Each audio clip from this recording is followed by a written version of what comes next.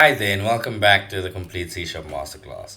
In the previous module, we had a look at scoped. We did a comparison between scoped and transient. We went and had a look at the life cycles, implementations, and so forth.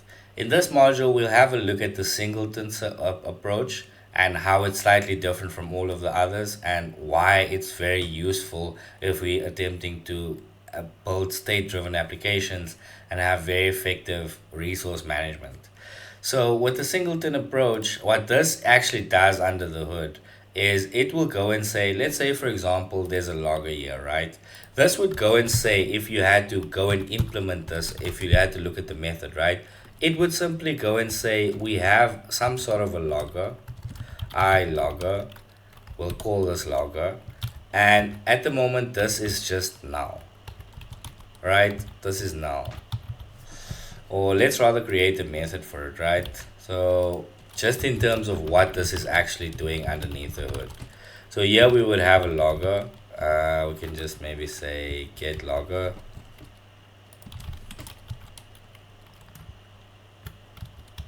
And then we have a method that returns this item.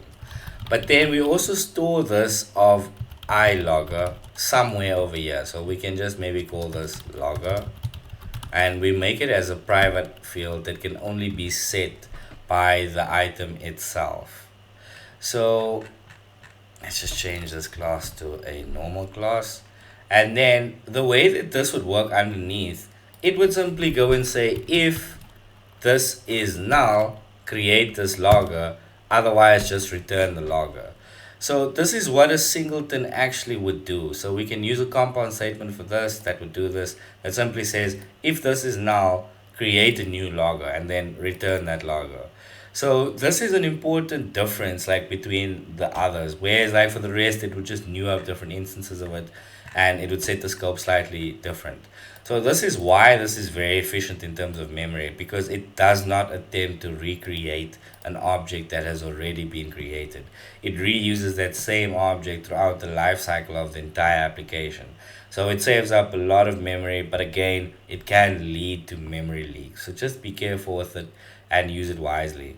And again, it really depends on your use case on which one is the best.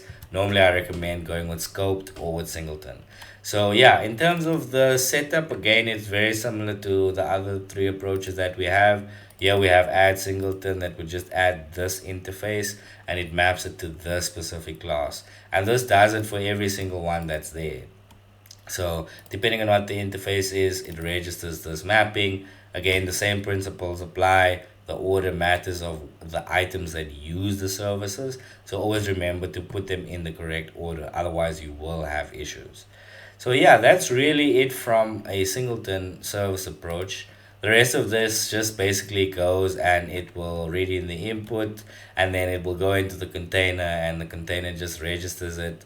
This provides us with the I service provider, and the service provider is what we use. So this is the actual DI container, and the DI container when we build here just returns us a type of service provider, and we put that back up one level, and then essentially we can use that same service container to now say, hey, please give me this service, please give me this service, please give me the service.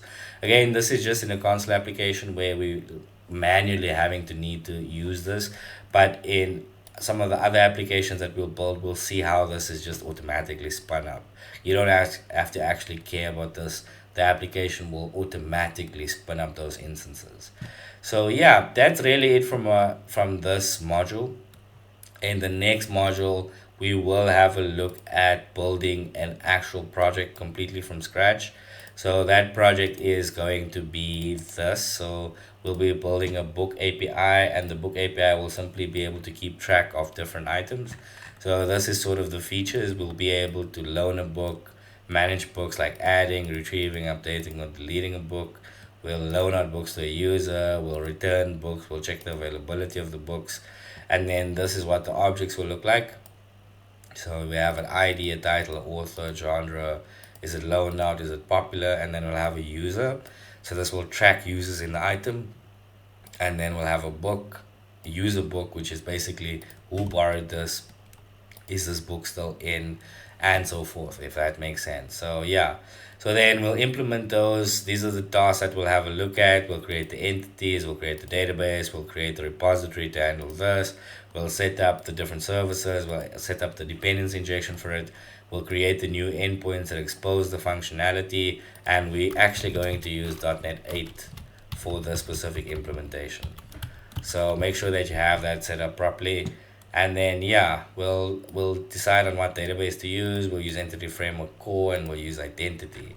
So that's it from this module. I hope you guys have enjoyed it, and I'm super excited to go through this project. We'll go and build it. I'll first go and set this up as an assignment for you to attempt, and then we'll do this together. So yeah, I'm very excited. Hope you guys have a really awesome time and you've enjoyed this module. Have a good one. Cheers.